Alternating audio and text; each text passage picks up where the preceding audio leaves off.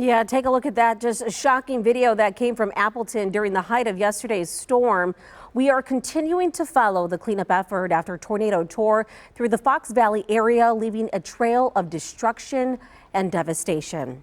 And take a look at this video. This is from our sister station in NBC in 26 in Green Bay. This is out of Appleton. You can see a tree completely broke in half, crushing a vehicle in the driveway. Then also the streets are littered with debris from broken trees and down power lines. And more incredible video here. This was caught on a Ring doorbell camera in Grand Chute, showing those high-powered winds blowing over a grill, storage bins, and even breaking down the fence in the backyard. So we have team coverage this afternoon of the cleanup efforts as they continue. Our meteorologist Lindsay Slater is here breaking down a calmer forecast for us for today. But we want to first head out to our Kaylee Starro, who is live at Doty Island in Menasha. And Kaylee, what are residents dealing with there this afternoon? Well, Adriana, a lot of the neighbors that I'm talking to right now tell me they can't even really recognize this street. I want to show you what we're seeing here on Doty Island. This is right across the river from Menasha. I mean, these are giant trees that are just snapped in half, and we're seeing more of these trees that have since fallen into homes. They're all over the yards. And if I have you come over here, you can see that there's down power lines just about everywhere we go. And in the midst of it all are the neighbors now getting their first look at this damage. We know Menasha's mayor has declared a local state of disaster, while the city of Neenah has declared a state of emergency. Police moments ago in a press conference telling us there were several injuries in this weather, but no missing people. Today, the State Patrol is now helping to enforce restricted areas, asking people to stay out of the hardest hit neighborhoods so crews can work safely. Utility crews we know from about a dozen communities are working to restore power, but officials say some outages could last several more days. The damage here impacting everyone from neighbors to businesses to the local schools.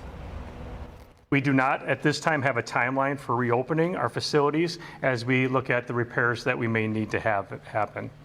We also recognize that the disaster has affected our families in many different ways. In the coming days, we will contact each district family to learn more about their immediate needs. We're asking folks to stay out of the area. We're asking no gawking, no filming, no curiosity. Let the first responders and local law enforcement do their job. The sooner that we're able to clear the area, the sooner we're able to get power restored. And we know that there are a lot of people wanting to help. In fact, we just had someone come by and offer us some water. What Menasha police are asking everyone to do if you're wanting to help, there is a volunteer sign up on their Facebook page. We also know that donations are being accepted at the UW Oshkosh Fox Cities campus. There is an emergency shelter open just a few miles to the east of us at the Christ the Rock Community Church. We have those details along with a curfew and boil water advisory in effect right now on our website at TMJ4. Adriana. Yeah, I'm sure there's going to be a lot of people stepping up wanting to help the community during this difficult time. Thanks, Kaylee. And speaking of that boil water advisory, it is in effect for some Menasha residents right now. Officials say the water plant was damaged and low water pressure may have contaminated the system. Residents are urged to boil tap water for at least 1 minute before using it. And for anyone who is in need of clean water, the Menasha Piggly Wiggly is handing out free water bottles to those in need. And NBC 26 in Green Bay and the Scripps Howard Fund are raising money to help those impacted by the severe storms. If you would like to contribute to the Fox Valley Tornado Relief Fund, just scan that QR code right there on your screen. You can also text NBC 26 to 50155. Let's switch on over to Storm Team 4 to talk about a calmer forecast for us today, and then also the tornado that ripped through that area yesterday, now an EF3 tornado. Right. So a lot of this was used during the drone footage, and now you have kind of boots on the ground and people, specifically the National Weather Service, they go out, they survey the damage. They went there yesterday afternoon, which is very atypical. They usually wait a full day to do that, but they went out yesterday afternoon to confirm the tornado. Preliminary EF2 damage. It has now been upgraded right around 10 o'clock this morning to EF3. That is winds in excess of 140 miles an hour. 26 minutes this was on the ground, stretching right here. You can see the west side of Appleton going down through Menasha and then over Lake Winnebago, and the length is still to be determined as it kind of went right over the lake there. That's the latest information. Again, in EF3, they are still ongoing with their survey as we speak. Again, EF3 damage is 136 to 130 or 165 miles an hour. That's kind of the threshold there. And based on the damage they saw, they were able to assess and determine that the winds that they've seen are those of 140-mile-an-hour winds. Here's the update for us.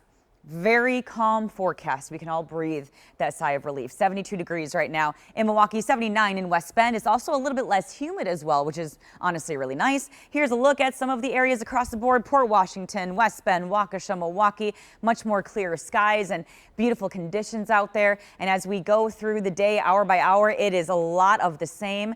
We have beautiful sunny skies, highs today getting into the upper 70s. This evening, there are really no issues out there, and we'll have a pretty calm forecast even going into tomorrow. But I'm already eyeing up our next opportunity of rain in the forecast. Looks like it's around Thursday night into Friday. I'll have more details about the timing of this, and we still need some more of that rainfall. More on that coming up. All right, thanks, Lindsay. And a reminder to you that when severe weather hits, the free TMJ4 app has got you covered, complete with accurate forecasts, weather alerts, and the latest watches and warnings sent straight to your phone. Taking a look at the We Energy's outage map right now across the state, there are more than 41,000 We Energy customers currently without power. About half of those are in Kenosha County.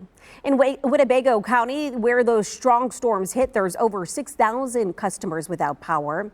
In a news conference earlier today, officials made it clear that We Energies does not service all of Menasha.